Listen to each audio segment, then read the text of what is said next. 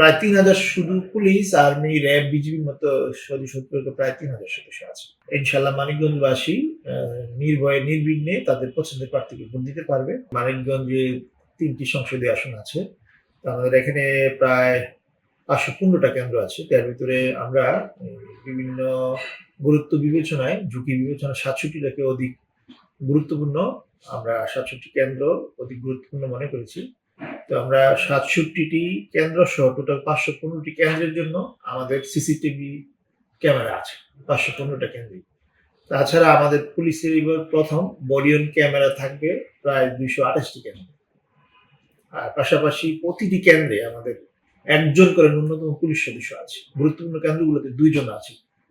আর ওই জায়গায় ন্যূনতম ৩ জন ব্যাটালিয়ন আনসার বা আনসার বিডিবির সশস্ত্র সদস্য থাকবে এই প্রিজাইডিং অফিসারের সাথে। এর বাইরেও ১০ জন অঙ্গীভূত আনসার সদস্যরা থাকবে। তার মানে আমরা যদি যোগ করি প্রতিটি কেন্দ্রে আমাদের ১৪ থেকে ১৫ জন আইন শৃঙ্খলা রক্ষার দায়িত্বে নিয়োজিত থাকবে প্রতিটি কেন্দ্রে। এর বাইরে আমাদের প্রায় ৫৮টা মোবাইল আছে সারা জেলা পুলিশের পক্ষ থেকে। স্ট্রাইকিং আমাদের ফোর্স আছে প্রায় ১০টি।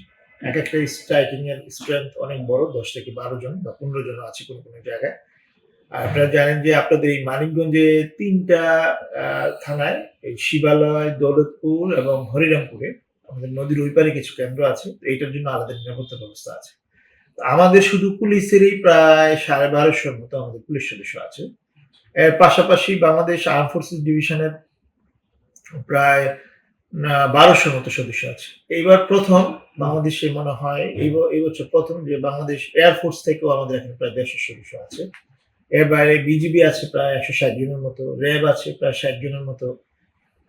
তারপর আপনার এই ব্যাটালিয়ন আনসারেরও কিছু মোবাইল টিম থাকবে। তারা সরাসরি এআরও যারা আছে সরকারি রিটার্নিং কর্মকর্তার অধীনে কাজ করবে। তো ইউসি যে আমাদের প্রায় ধরেন আমরা যদি অঙ্গীভূত আনসার সহ ধরি আমাদের প্রায় ৯৬০০-র উপরে আমাদের এই আইন শৃঙ্খলা রক্ষার দায়িত্বে নিয়োজিত থাকবে। হ্যাঁ, প্রায় ৩,০০০ শুধু পুলিশ, আর্মি, র‍্যাব, বিজিবির মতো প্রায় ৩,০০০ সদস্য আছে।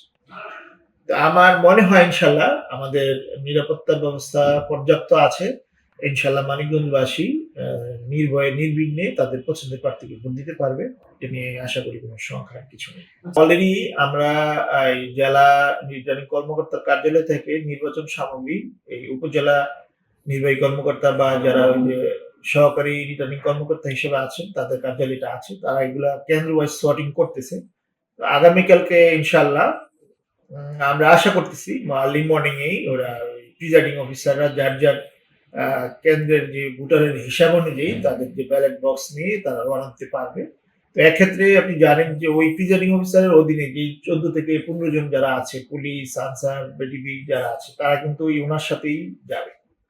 তো তারা আমার বিশ্বাস ইনশাআল্লাহ এটা প্রিজাইডিং অফিসারদেরকে ইতিমধ্যে ব্রিফ করা হয়েছে, প্রশিক্ষণ দেওয়া হয়েছে। আগামীকালকে সহকারী রিটার্নিং কর্মকর্তার কার্যালয় থেকে তারা